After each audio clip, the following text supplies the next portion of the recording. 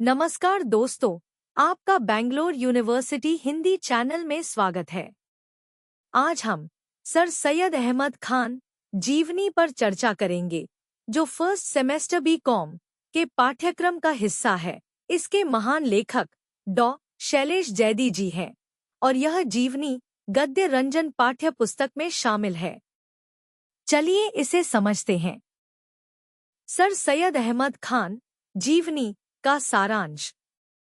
Sir Syed Ahmad Khan 1817 से 1898 एक महान व्यक्तित्व के धनी थे, जिनकी सोच में अद्भुत दूरदर्शिता, विवेक, संकल्प की दृढ़ता, संवेदनशीलता और देशभक्ति की भावना गहराई से भरी हुई थी।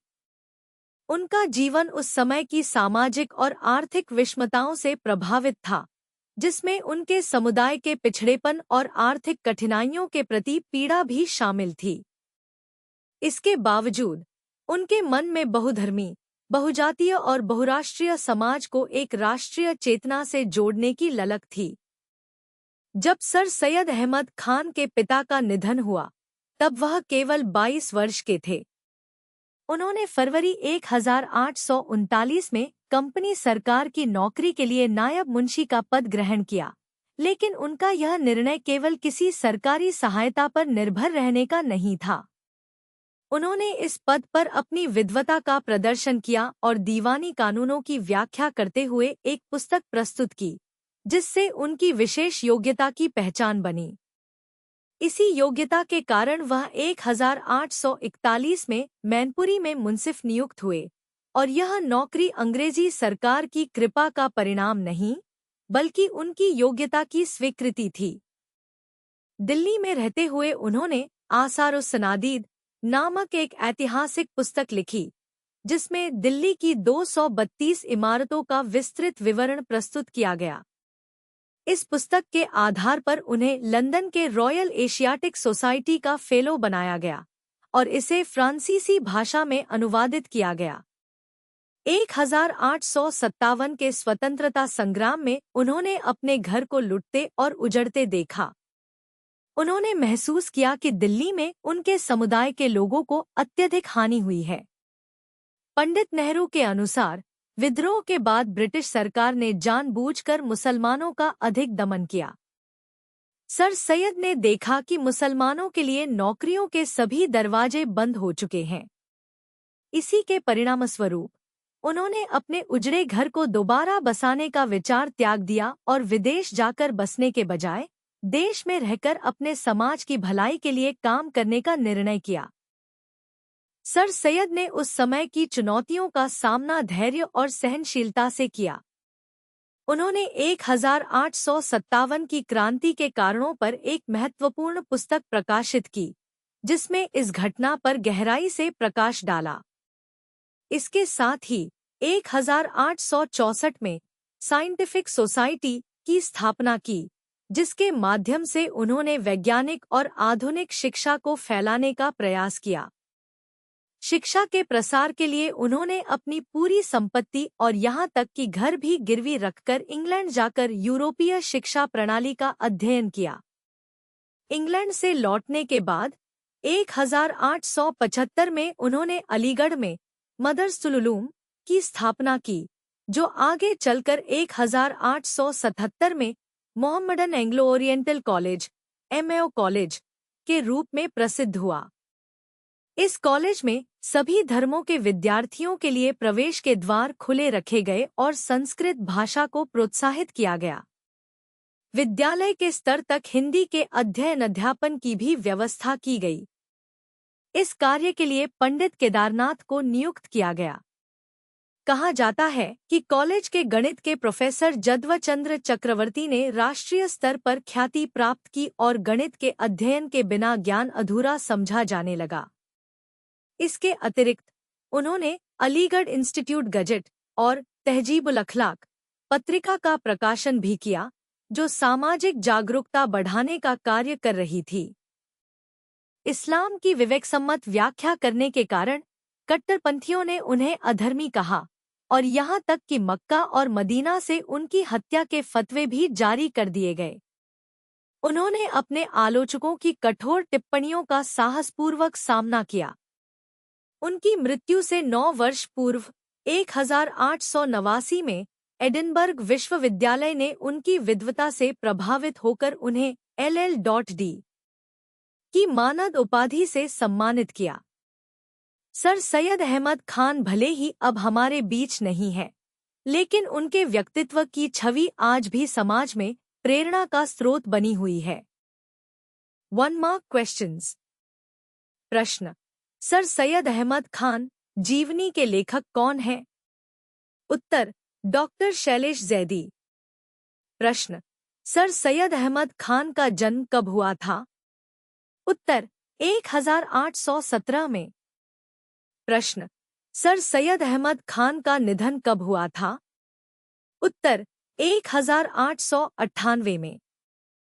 प्रश्न, सर सैयद अहमद खान का व्यक्तित्व किन गुणों से निर्मित था?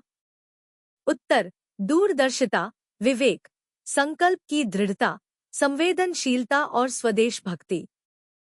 प्रश्न, सर सैयद ने अपने पिता की मृत्यु के बाद कौन सी नौकरी शुरू की? उत्तर, कंपनी सरकार की नायब मुंशी की नौकरी। प्रश्न, सर सैयद ने अपनी पहली महत्वपूर्ण नौकरी कब और कहां प्राप्त की? उत्तर, 1841 में मैनपुरी में मुंसिफ के रूप में। प्रश्न, सर सैयद ने दिल्ली में रहते हुए कौन सी पुस्तक लिखी? उत्तर, आसारो सनादीद। प्रश्न, आसारो सनादीद पुस्तक किसके बारे में थी? उत्तर, दिल्ली की 232 इमारतों का ऐतिहासिक परिचय। प्रश्न, सर सैयद को रॉयल एशियाटिक सोसाइटी का फेलो क्यों बनाया गया? उत्तर, आसारो सनादीद पुस्तक के कारण। प्रश्न, 1857 की क्रांति में सर सैयद ने किस प्रकार की स्थिति का सामना किया? उत्तर, उन्होंने अपने घर को लुटते और उजड़ते देखा। प्रश्न, सर सैयद को 1857 के विद्रोह के बाद किस प्रकार की चुनौतियों का सामना करना पड़ा? उत्तर, सरकारी नौकरियों में मुसलमानों का दमन। प्रश्न, सर सैयद ने 1864 में किस संस्था की स्थापना की? उत्तर, साइंटिफिक सोसाइटी। प्रश्न, साइंटिफिक सोसाइटी का उद्देश्य क्या था? उत्तर, आधुनिक ज्ञान और विज्ञान को फैलाना। प्रश्न, सर सैयद ने अलीगढ़ में किस शैक्षणिक संस्थान की स्थापना की? उत्तर, मदरसुल उलूम, जो बाद में MAO कॉलेज बना। प्रश्न, सर सैयद ने अपने कॉलेज में किन किन भाषाओं को प्रोत्साहन दिया? उत्तर, संस्कृत और हिंदी। प्रश्न, सर सैयद ने गणित के क्षेत्र में किस प्रसिद्ध व्यक्ति को नियुक्त किया?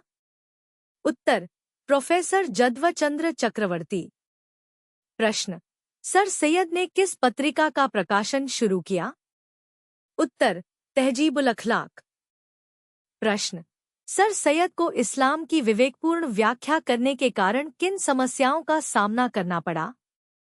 उत्तर, कट्टरपंथियों ने उन्हें अधर्मी कहा और उनकी हत्या के फतवे जारी किए। प्रश्न, सर सैयद को एडिनबर्ग विश्वविद्यालय ने कौन सी उपाधि दी? उत्तर, LL.D. की मानद उपाधि। प्रश्न, सर सैयद अहमद खान का जीवन आज किस रूप में प्रेरणा देता है? उत्तर, उनके बहुआयामी व्यक्तित्व की छवि समाज में प्रेरणा का स्रोत बनी हुई है। सर सैयद अहमद खान जीवनी के संदर्भ के साथ व्याख्या और विशेषताएं। 1. पंक्ति। सर सैयद अहमद खान 1817 से 1898 का व्यक्तित्व उनकी अद्भुत दूरदर्शिता, विवेकधर्मिता, संकल्प की दृढ़ता, संवेदनशीलता और स्वदेश भक्ति के तानेबाने से निर्मित है। संदर्भ। यह पंक्ति लेखक डॉक्टर शैलेश जैदी की जीवनी सर सैयद अहमद खान से ली गई है, जो गद्य रंजन पाठ्य पुस्तक में संकलित है। प्रसंग। लेखक ने सर सैयद अहमद खां के अद्वितीय व्यक्तित्व और उनके जीवन के उच्च आदर्शों की व्याख्या करने के लिए यह पंक्ति लिखी है। इस प्रसंग में सर सैयद के जीवन की उन विशेषताओं को उभारा गया है जो उन्हें एक महान नेता के रूप में स्थापित करती हैं। व्याख्या। सर सैयद अहमद खां का जीवन अद्भुत विशेषताओं का प्रतीक है। उनकी दूरदर्शिता उन्हें समय से आगे सोचने में मदद करती थी, जबकि विवेकधर्मिता से वे सही निर्णय लेने में सक्षम थे। संकल्प की दृढ़ता से उन्होंने अपने समाज को शिक्षित करने और उन्हें विकास के पथ पर अग्रसर करने का महान कार्य किया। संवेदनशीलता से वे समाज की पीड़ा और दुखों को समझते थे और उनकी सहायता के लिए तत्पर रहते थे। उनकी स्वदेश भक्ति ने उन्हें अपने समुदाय की स्थिति सुधारने के लिए प्रेरित किया। वे इन गुणों के आधार पर ही अपने समय के सबसे प्रभावशाली मुस्लिम समाज सुधारकों में गिने जाते हैं। विशेषता। इस पंक्ति की विशेषता यह है कि यह सर सैयद अहमद खां के व्यक्तित्व के हर पहलू को संक्षेप में प्रस्तुत करती है। यह पंक्ति हमें उनके विचारों, भावनाओं और समाज के प्रति उनके समर्पण का दर्शन कराती है। उनकी दूरदर्शिता और स्वदेश भक्ति ने उन्हें एक प्रेरणादायक नेता बना दिया, जो आज भी हमारे समाज के लिए प्रेरणादायक है। 2. पंक्ति। 1857 की जनक्रांति में उन्होंने धैर्य और सहनशीलता के साथ अपने घर को लुटते और उजड़ते देखा। संदर्भ। यह पंक्ति लेखक डॉक्टर शैलेश जैदी की जीवनी सर सैयद अहमद खान से ली गई है, जो गद्य रंजन पाठ्य पुस्तक में संकलित है। प्रसंग। यह पंक्ति उस समय की है जब 1857 की क्रांति के दौरान दिल्ली में अत्यधिक हिंसा और अस्थिरता थी। सर सैयद अहमद खान ने इस समय अपने घर को नष्ट होते हुए देखा था। व्याख्या। 1857 की क्रांति ने संपूर्ण भारतीय समाज को हिलाकर रख दिया था। इस क्रांति के दौरान दिल्ली में मुसलमानों के साथ हुई हिंसा और उनका उत्पीड़न सर सैयद के लिए बहुत दुखद था। उन्होंने न केवल अपने घर को उजड़ते देखा, बल्कि अपने समुदाय के लोगों को भी संकट में पाया। इस घटना ने सर सैयद को अपने समुदाय की सहायता के लिए एक महान उद्देश्य की ओर प्रेरित किया। उन्होंने समझा कि केवल शिक्षा और सुधार से ही समाज को विकास की ओर अग्रसर किया जा सकता है। विशेषता। यह पंक्ति सर सैयद की सहनशीलता और धैर्य को दर्शाती है। यह हमें उनके साहस और समाज सेवा के प्रति उनकी गहरी भावना का परिचय देती है। इस विपत्ति ने उन्हें मजबूत बनाया और समाज के प्रति उनके कर्तव्यों को स्पष्ट किया। 3. पंक्ति। लौटकर आए तो कुछ वर्षों के भीतर ही मई 1875 में अलीगढ़ में मदरसुल उलूम की बुनियाद रखी। संदर्भ। यह पंक्ति लेखक डॉक्टर शैलेश जैदी की जीवनी सर सैयद अहमद खान से ली गई है, जो गद्य रंजन पाठ्य पुस्तक में संकलित है। प्रसंग। सर सैयद अहमद खान ने विदेश से लौटकर आधुनिक शिक्षा को मुस्लिम समाज में फैलाने के उद्देश्य से अलीगढ़ में मदरसुल उलूम की स्थापना की। व्याख्या। सर सैयद अहमद खान का उद्देश्य शिक्षा के माध्यम से समाज सुधार करना था। उन्होंने मुस्लिम समुदाय के बीच आधुनिक शिक्षा के प्रसार के लिए मई 1875 में मदरसुल उलूम की स्थापना की, जो बाद में मोहम्मडन एंग्लो ओरिएंटल कॉलेज बना और आज अलीगढ़ मुस्लिम विश्वविद्यालय के रूप में जाना जाता है। उनकी इस पहल ने भारतीय समाज में शिक्षा की नई धारा प्रवाहित की, जिसने मुसलमानों को आधुनिक शिक्षा और सामाजिक सुधार के लिए प्रेरित किया। विशेषता। यह पंक्ति सर सैयद की शिक्षा के प्रति प्रतिबद्धता को दर्शाती है। उन्होंने अपनी व्यक्तिगत संपत्ति और सभी संसाधनों का उपयोग करके इस शिक्षा संस्थान को सफल बनाया। उनका यह योगदान आज भी समाज में सराहा जाता है। सर सैयद अहमद खान जीवनी पर टिप्पणी। एक सर सैयद का दूरदर्शी और विवेकशील व्यक्तित्व। सर सैयद अहमद खान का व्यक्तित्व उनकी अद्भुत दूरदर्शिता और विवेकशीलता का प्रतीक था। उन्होंने सामाजिक सुधारों के माध्यम से भारतीय मुस्लिम समाज को आगे बढ़ाने का लक्ष्य रखा।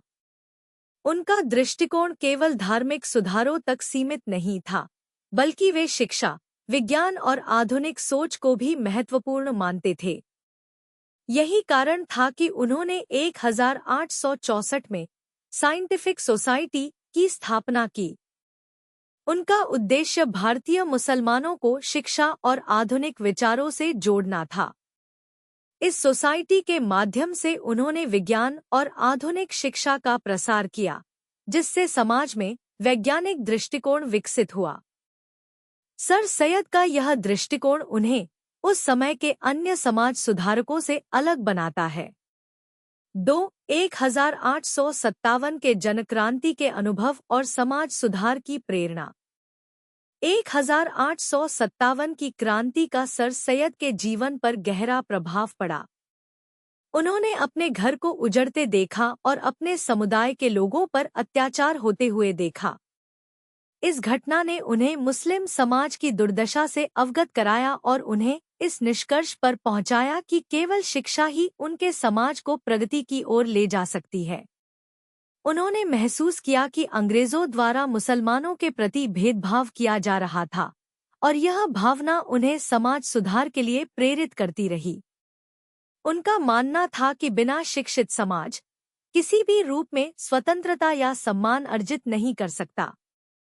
इस प्रकार 1857 की क्रांति ने उन्हें समाज सुधार की दिशा में सक्रिय कदम उठाने के लिए प्रेरित किया। 3. आसारुस्सनादीद पुस्तक के माध्यम से ऐतिहासिक दृष्टिकोण।